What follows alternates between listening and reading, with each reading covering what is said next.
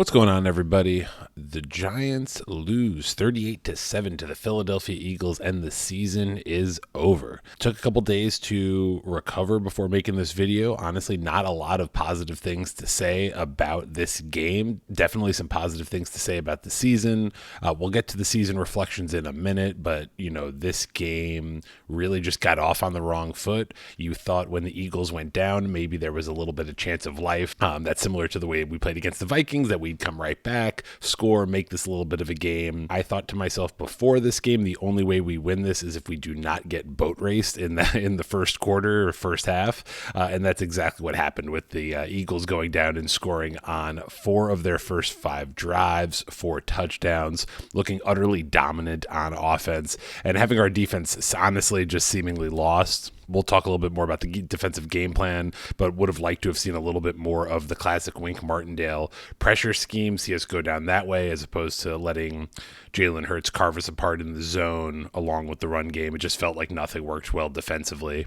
I mean, offensively, we'll break it down a little bit more, but I don't know how much more they could have done with the way that defense looked. It wasn't pretty on offense, but they would have had to score a lot of points, and I just don't know if they were up for it against this Philadelphia Eagles defense, which is one hell of a team. I hate to admit it. Welcome to Nothing But Giants. This is your host, Jeff Crewman. Again, the Giants season is over, losing to the Philadelphia Eagles 38-7 in the divisional round, and let's jump into the offense. We'll start with the quarterback, Daniel Jones, coming off of his career best game. This is definitely not one we're going to write home about, going 15 for 27, $135 with an interception. The stat line isn't great. It never is exceptional usually with DJ, but I don't think this game is entirely on Daniel Jones's performance. There were 2 plays in the first half where one, Daniel Jones was trying to escape on a third down, and I believe he stumbled on Andrew Thomas's feet, which led him to not be able to get his momentum going to get running for a first down. Looked like one of those plays where DJ was easily going to get that first down and keep the drive alive. But that was a drive killer. And there was another one where he stumbled on his offensive lineman's feet. And I don't think it ended up that being like the drive killing play specifically, but it was a loss, set us up in a bad way. And with this Eagles defense and the ability of their pass rush, it really just put us in a bad situation that we couldn't recover from.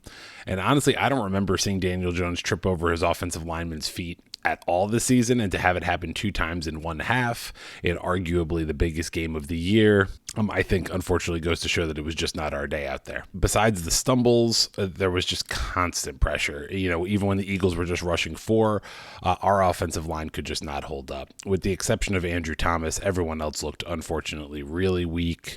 Evan Neal, I am hopeful about Evan Neal after Andrew Thomas's rookie year. There was a lot of people talking smack about Andrew Thomas and that he was a bust of a pick. Evan Neal's definitely got some room to grow. I'm excited for him to have an offseason, see what he looks like next year, coming out of a full offseason with the team. But that right side of the offensive line really needs work, and the interior in general really just needs to step up for next year. Daniel Jones, I think, did just about as much as you can, but again, comparing to the Vikings, Daniel Jones able to step up, make runs happen when the passing plays weren't there or the pass rush was getting there on the edge. The Eagles were just a different set of cats, man. They were getting pressure and plugging the holes, making it so he didn't have room to run. Really just an exceptional performance on their end, and just really room to grow on that offensive line. This is no shocker. On for last episode, we were talking about how Daniel Jones is elevating the Richie James and the Darius Slaytons and the Isaiah Hodgins of the world, and they have been a great story this year, but clearly just not enough on a day like today. Again, I don't know how much of a difference it would have made if we had a stud receiver out there with the way the defense played, but that interception by Daniel Jones, while not his best throw of the year, I thought was just an awful route by Slayton. He didn't really sell it at all. Bradbury was all over it, and he kind of stumbled at the top of the route, which didn't really let him be competitive or make a play back at the ball, or at least make a fight for Bradbury with the ball. And obviously later in the game, not that it mattered, but that Richie James drop just felt like a microcosm of a bit of the season. Richie James usually has had good hands, but did not come up with that one, and it just felt like nobody could really make a play for us today. I'm not exactly sure what the offensive game plan was. We really couldn't get going, and we were behind so much, so it's kind of hard to say that they were ever able to actually get into their game plan. But Saquon was practically a ghost with only 9 touches and a couple catches.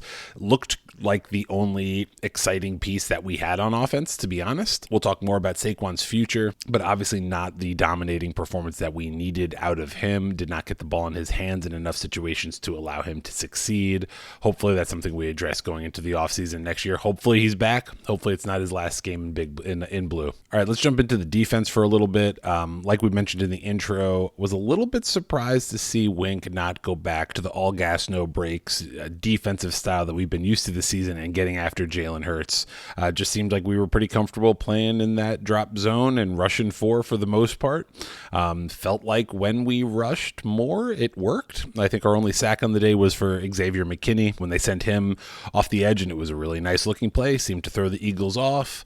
Alas, we did not do that. We stuck with the same game plan against Minnesota, and we saw ourselves get eaten up. And it wasn't just in the pass game, which was not looking good for us, but also in the run game. It felt like every time they rushed the ball, they were getting between 5 and 10 yards. We seemed to have no answer. And I know this isn't shocking. I know in the offseason we're going to talk a lot about wide receiver, but clearly the biggest need on this team is some linebacker help. This unit of Jalen Smith, Gerard Davis, and Jihad Ward playing the majority of our linebacker positions, it's just not good enough. They're all liabilities in coverage. Jalen Smith is a good tackler, even though you couldn't tell that this past game.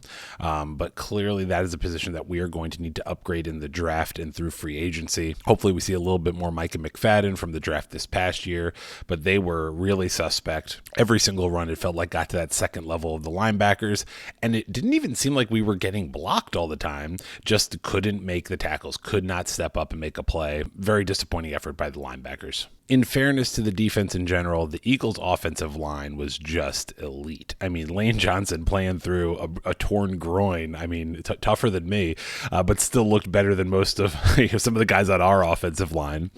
And, Dexter Lawrence, unsurprisingly, has had his worst game against the Eagles, having to face against future Hall of Famer Jason Kelce at center. They just held on and didn't really let us get any pressure from our base package. And the occasional times we did get pressure through, Jalen Hurts was already getting rid of the ball, so it didn't really seem to make a big difference. To some degree, you got to tip your hat to the Eagles. They seemed like the more ready team, ready to go. And clearly there's a talent gap that we are going to need to address. Joe Shane, Brian Daboll, this new leadership within the New York Football Giants are going to have to make some decisions about how we are going to rebuild this roster. After coming out hot against Minnesota, that we were just a step slow. Maybe it's a talent gap. I want to believe that the coaches had these guys ready to go.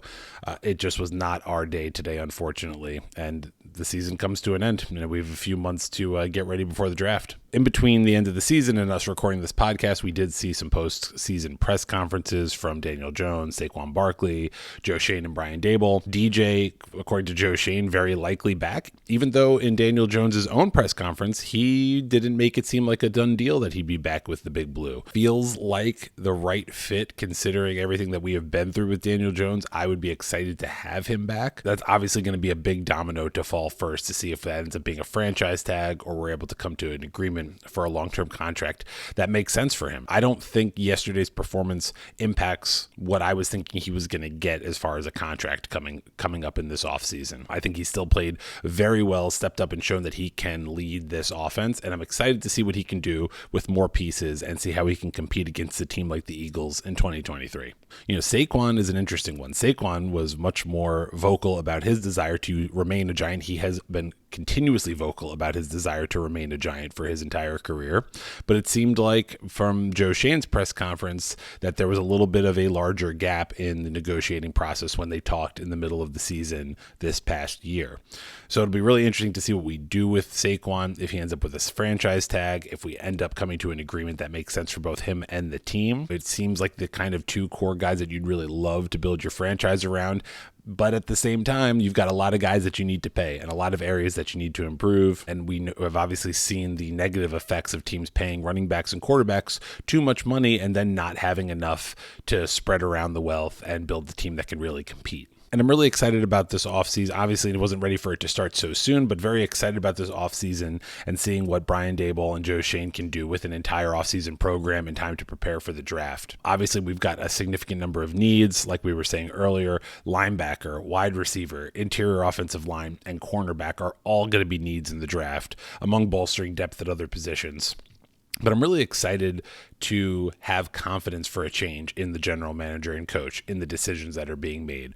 We made such great pickups all season of guys at the pro level, and our draft picks, despite so many injuries, felt like we had a lot of really good pieces.